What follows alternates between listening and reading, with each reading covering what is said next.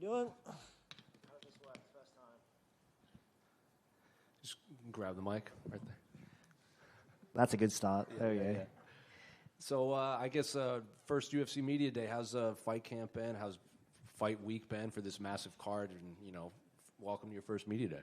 Yeah, it's pretty crazy. Just walking up the stairs, a lot of people here, a lot of cameras. It's it's been unreal. Definitely not what I'm used to. But yeah, the training camp's been really good. It's been awesome. Best one yet. Like I've just been able to focus on this fight. And yeah, the whole experience has just been just unreal. Just an amazing experience. What specifically about this, besides being able to just focus on your opponent, but why was this the best camp you've had? I got a few sponsors on board, like after signing with the UFC, and just been able to just train and not have to worry about working too much. I was able to reduce my hours. Just been able to train and focus on fighting. Whereas opposed prior fights that I've had to manage, working full time and all the rest. This has been the best camp for sure. Where were you working? Just working for myself, just do electrical work. And I run a martial arts school as well, which I'm still doing now. I own and run a martial arts school with my wife. And we got 3 kids as well, so it's just it's a lot on our plate. And this has been able to take some of the weight off, signing with the UFC, and it's a dream come true, and it's living the dream. Like, get to train full time, pretty much. My job now is just coaching at my gym.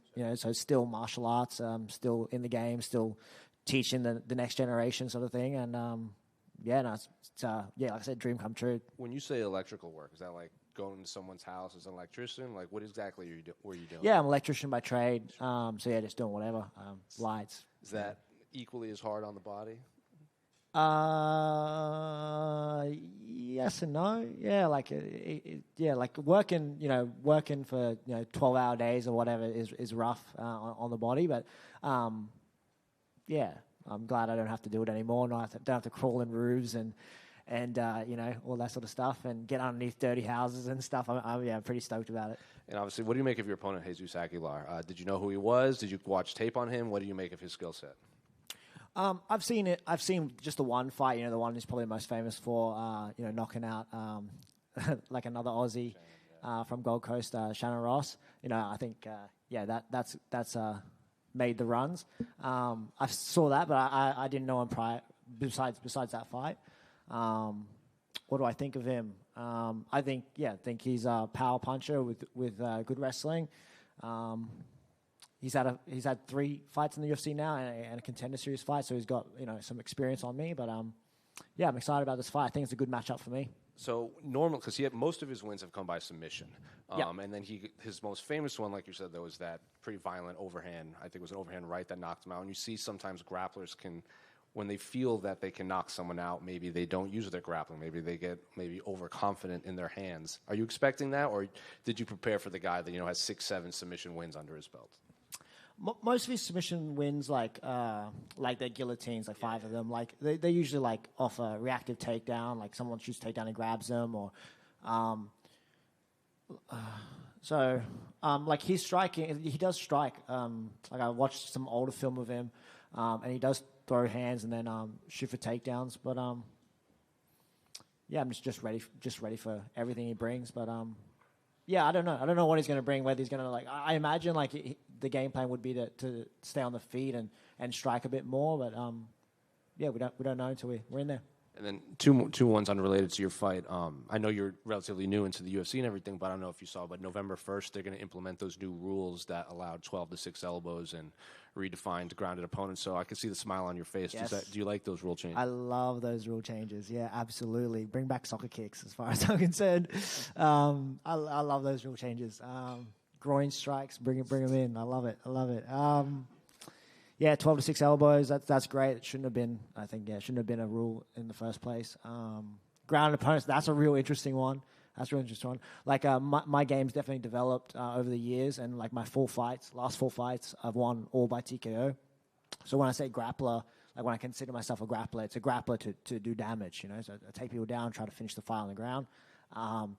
12-6 just gives me another, my imagination's going wild with that, like the positions you can get, the things you can do. And then the knees, right? Like the knees to the head, like it's only if your hands are touching. You need, the new rules are basically you need something else besides your hand. So it'd be like your hand and your hip or your elbow. Man. You can't play that game anymore. Yeah, that's incredible. I find myself in that position all the time. People playing that game, like touching just the fingertips on the ground. And I'm like, oh, man, I wish I could kick you in the head right now. So, yeah, that I'm really excited about that, especially that one. I find myself in that position a lot when I'm taking guys down. They just place a hand on the mat to avoid getting kicked or kneed. So, yeah, like I'm all for it. Then last one, can I get your thoughts on the main event between Dricus and Israel? What a main event. It's incredible. I don't know how the fight's going to go. It's going to be an interesting one. But yeah, it's a huge main event. I think Adesanya is going to take it and upset a lot of people, and it's going to be epic. Stewie, just to your left, mate. Back here. Yep. Hey, Josh. How you going? Good, mate. Obviously, UFC event, you got a whole lot of new media here and new fans that may not be familiar with you, I guess. What are some things you'd want the new members of the public and the media to know about you as a person and you as a fighter as well? Great question, Josh. I don't know. What do you want to know about me? I don't know. I've been in the sport for a while. I've been training for 15 years. Family man. I got 3 kids. Was working full-time job as electrician. Born in the Solomon Islands. That's a interesting topic for a lot of people, I guess. Like first Solomon Island fighter to be on the UFC. I just got told that just in the back room by one of the guys first Solomon-born fighter in the UFC. So that's pretty cool. What else about me? I look to hurt people. I don't know. I just look to finish fights. That's something. I've got 7 out of 8 finishes, and I'm always looking to finish fights and put on a show. And on the Solomon Islands, for those that might not know the story, I guess if you were quick to share a quick little glimpse of what that was like, and I guess the story you got coming over here. Yeah, like it was. I have really good memories about the place. I was 6 when we moved to Australia, and there was not very good times, like some ethnic tensions and craziness happening over there, so we moved to Australia. But I've got nothing but like amazing memories of the place. I went back when I was 9, when things settled down a little bit, and then things popped off again, and burning towns, and it was a pretty crazy time. So then we moved back to Australia pretty much for good after that. But I spent about 9 years of my early life in the Solomon Islands. And I've got as a child, just amazing memories of the place. I really love the place. And I've gone back for holidays and stuff. And I've said it to an interview before, like I definitely see myself retiring there one day. And like, I don't know, I love the lifestyle there, just fishing and, laying in a hammock. I'm definitely island boy at heart. I just love that, being outdoors and doing a bit of spearfishing. Not very good at it, but I have a crack. And Solomon Islands has a big place in my heart. But I've lived most of my life in Australia, and I definitely represent Australia first and foremost as where I'm Australian. Solomon Islands has a big place in my heart. And last one from me. Obviously, Beatdown Promotions is the promotion you fought on predominantly before getting signed. Obviously, for those that don't know, Junior Tafa fought on Beatdown Promotions, but you become the first fighter that's had multiple fights for Beatdown Promotions run by former UFC athlete Damian Brown. So I guess what does that mean to you to push them along and to help them rise in Australian MMA? Yeah, it means a lot to me. Like, Beatdown Promotions is an incredible show. I went and watched the first show, and I was like, oh, man, the production is just incredible. And I knew I wanted to fight on there, and then I had my first fight on there, and it was perfect. Like, it was all run on schedule. Damien's, ex-UFC fighter. He knows what the big show's like. He knows, that you guys run a tight ship, and it's just incredible. And he's trying to, emulate that on, obviously a smaller scale, smaller budget. But he's done an incredible job with that show, and I just keep coming back because epic show. Great fights. Yeah, it's great. Stewart, just over here to your right. Hey. You're a man who has been signed to the UFC directly. A teammate of yours went through Contender, but you got directly in. What does that mean for you, and does that add any pressure getting straight in? Oh yeah, like I said, man, it's just a dream come true. This is this is unreal. But does it add any pressure? It would have been nice maybe to like have a little step up, something like a little stepping stone in between. Like, this is crazy. I heard on fight nights you don't do this, this sort of thing. But this is there's a lot for me. But no, it's but yeah, this is where I want to be. You know, this is ultimately where I want to be. So I'm gonna embrace it. Like it's not too much. Like, it's fine. Like, it's it's been a great week, and but there's no extra pressure. I'm just at the end of the day, it's a fight. You know, we're gonna go out there and fight. It's the same anyway. You know, like you just got to dial in when you get in there and touch gloves, and it's just another man in front of you. Just Why do you think you got signed directly in and didn't go through the Contender? Right time, right place. I mean, it's hard. Like, there were a few people vying for the spot.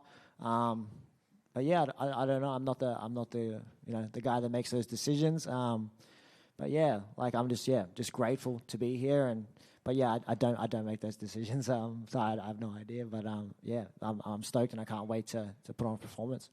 During your time on the regionals, there was a bit of a triangle at your weight class with you, Sean Gauci, and Anthony Drillich.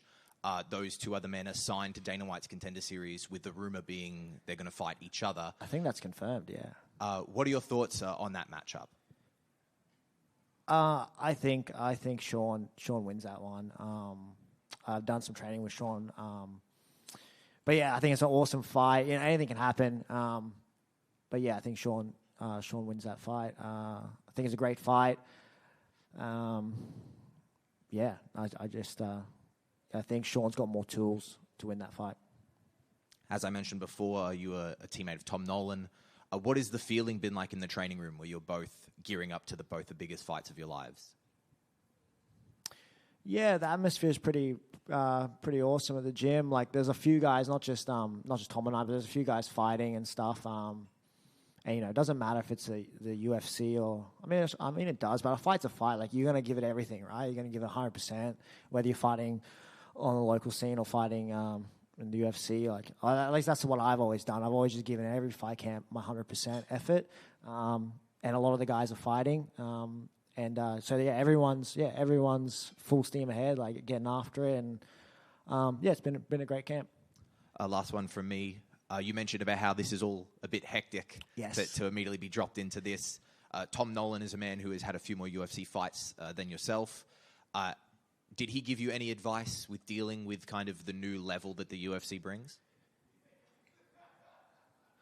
Yeah, like I ask him questions and stuff, but you don't I still take me by surprise coming up the stairs. It's still you can tell me what it's going to be like to walk out to 6,000 people in RAC Arena, but to do it is something else. I'm excited. I'm excited to feel the same feelings that I have now, like just excitement and you can't prepare for it. You just got to come out here and do your best. Thank you very much. No worries, thank you. And Stewie, with your newfound fame, you've obviously got a lot of people online and comments. You've been posting it recently about just complete randoms with their thoughts on your abilities. How has that been to adjust to? It's good. I think there's a lot of comedy out there, eh? Like a lot of positive messages. I've been seeing some weird memes and stuff and stuff out there. I think it's been awesome. Tom, said probably advice he gave me is probably stay off that stuff. But I've been enjoying it. Eh? I've been soaking it up and reading the comments and, liking and replying here and there where I can. It's a busy week, but try to get back to people and, soak it all in and have a good time with it. And finally, this is, your first event. Of course, you're going to look back on this one day, and in 5 years when you watch this back, where will you be? At the top. 5 years. That's I plan on being at the top before then. And then 5-6 years time, when I'm 30, I'm 29. I'm not super young. When I'm 34, 35, I'd probably be looking, at closing the chapter. So I'm going full steam ahead, trying to get as far as I can, as soon as I can, and stay busy. But the flyweight division, I think, has a shorter life. I think I mean, the 35 curse, for under lightweights, I believe that's real, because we rely so much on speed. 6 years time, I'll hopefully be retiring undefeated. Do you think you'll get a title shot quicker than Steve Erceg? Oh man, that's got to be like close to record. No, I don't think so. But what is it? 1 year was he? Was it less than a year? Like that's, that'll be hard to beat. That'll be really hard to beat. Let's just take this one fight at a time.